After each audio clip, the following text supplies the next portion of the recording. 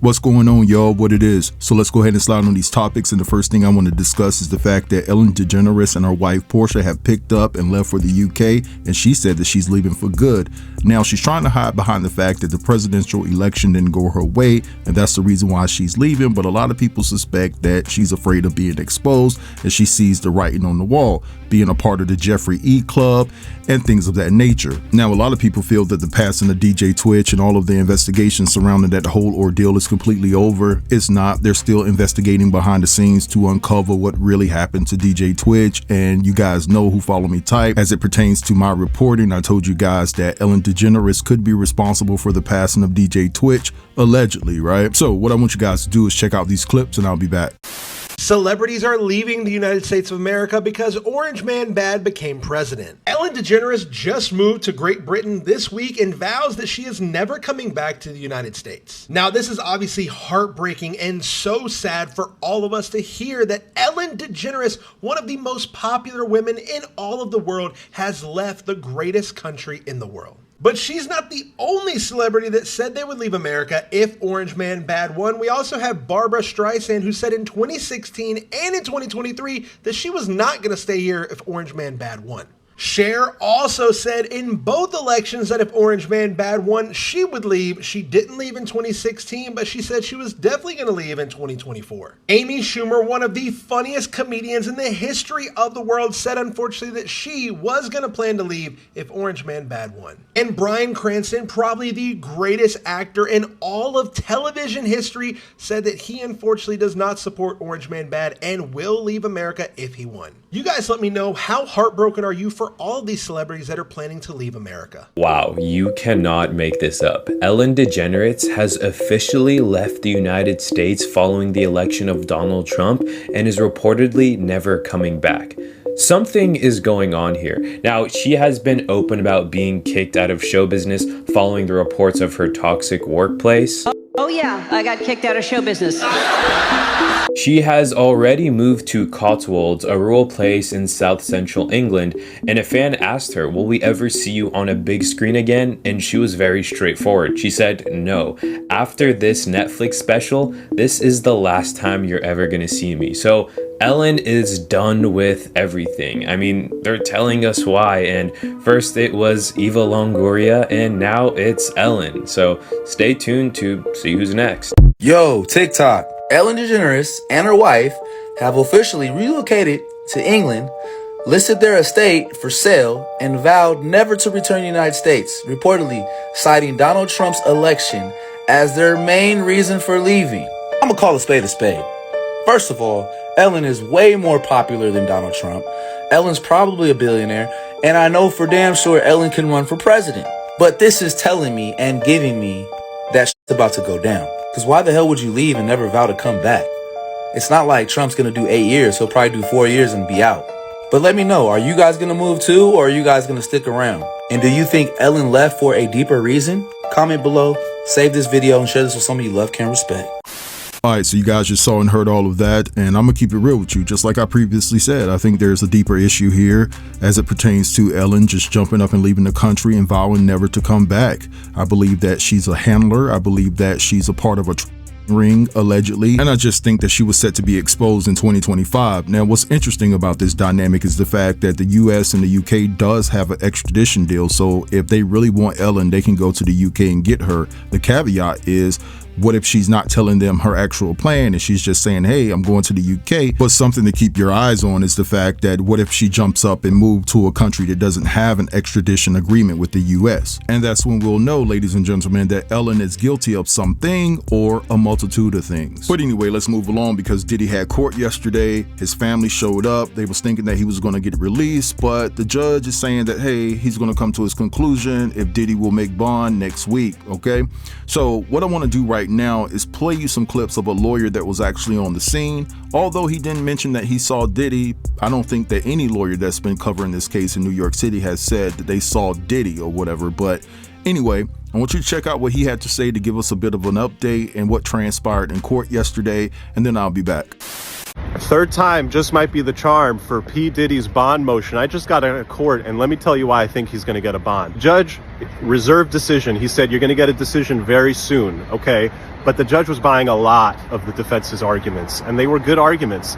The judge said that by Monday at 12 noon, he wants to see both sides issue additional briefing on this question of whether or not some of the statements that Puff Daddy has made in the public through social media, as well as in talking to witnesses and text message, are allowed or not. The government was arguing that he's trying to influence jurors and he's trying to witness tamper. And the judge questioned, really, are you sure? I looked at some of these messages, this happy birthday post from his family that's posted on Instagram. Yeah, a juror might see that, but does that mean that a defendant's not allowed to wish himself happy birthday on Instagram? And the judge said, I'm looking at these text messages with the witnesses, what's tampering here? And so he's going to have additional briefing on both of those issues. But what really swayed the judge is the argument that's been made from the beginning. But now, after 2-3 months, there's been discovery produced, and the defense has some of the discovery, including what they characterized as Brady evidence showing that the alleged trafficking victim, Puff's wife, and a relationship that was almost 11 years that ended. They discussed some of the text messages about the ending, and the defense lawyer's point is, look, when they broke up here, she's not talking about, hey, you made me a prostitute and you forced me to do this and you forced me to do that. That type of trafficking claim is nowhere in the evidence, according to the defendants.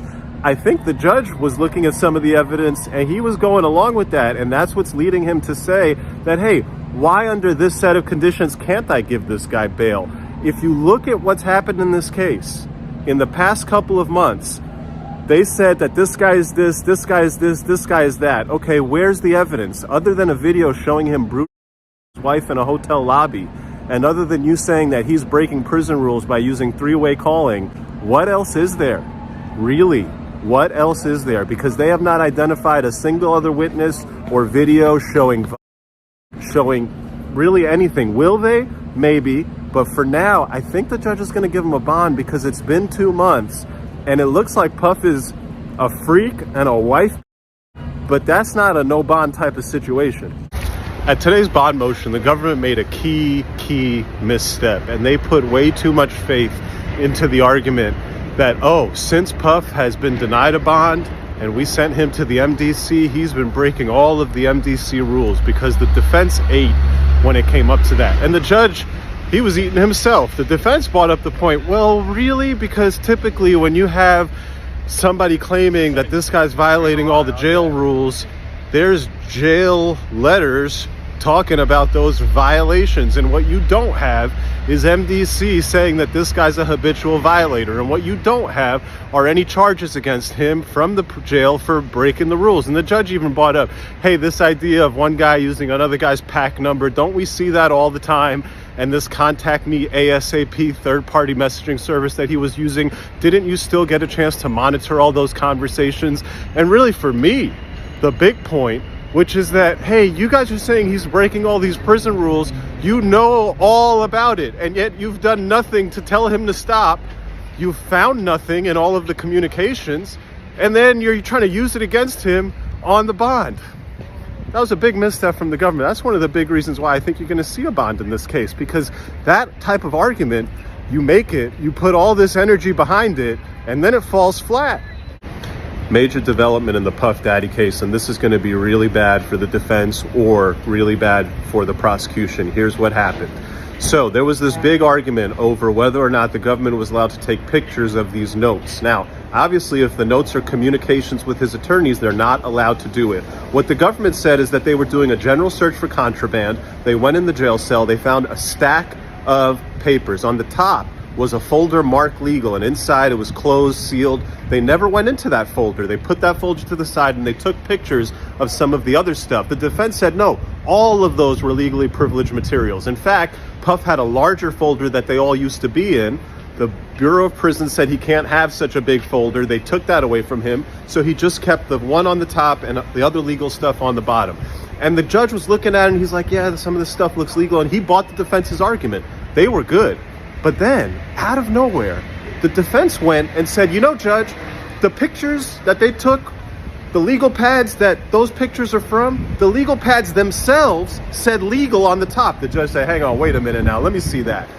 the lawyer gave him the pad and he said, look, this is the page they took the picture of. This is legal on top.